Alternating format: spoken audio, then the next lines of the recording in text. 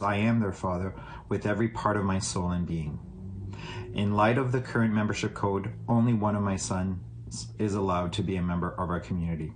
This is Wayne Wallace reading a letter reaching out to his community in the hopes of convincing the Madawaska Maliseet First Nation to give his son Jackson membership.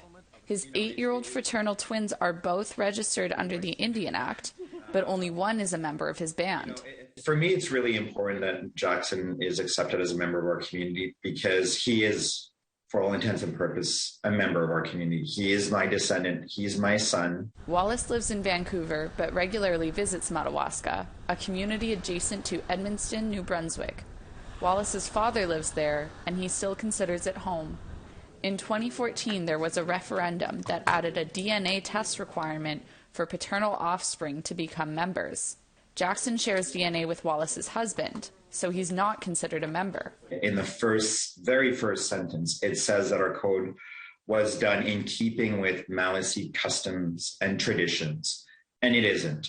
Wallace spoke with Maliseet elder Andrea Bear-Nicholas of Tobique First Nation, who confirmed that using DNA lineage to determine membership went against historic Maliseet values. It was well known back in history that if an unwanted child was delivered or brought into one of the Maliseet community, that child was brought in and raised as their own. When APTN last spoke with Wallace in 2020, he had filed a complaint with the Canadian Human Rights Commission. In October 2021, he decided to withdraw his complaint and embark on a mediation process with his community. I'm hoping that through dialogue we can come to an understanding of, as Maliseet people, who we were and what we did with regards to kinship. Wallace says the chief and council told him to reach out to the community and allowed him to use the council's social media accounts in preparation for a future referendum. Chief Patricia Bernard confirmed with APTN News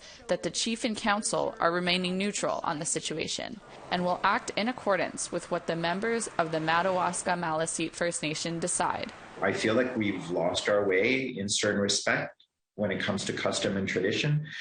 No fault to our own, because essentially that's what happened through assimilation. Wallace hopes that when he returns to Madawaska with his family, Jackson will feel accepted. It's not about money. It's not about, it's about the sense of community and the sense of belonging that I feel and that I want my children to feel. Emilia Fournier, APTN News, Montreal.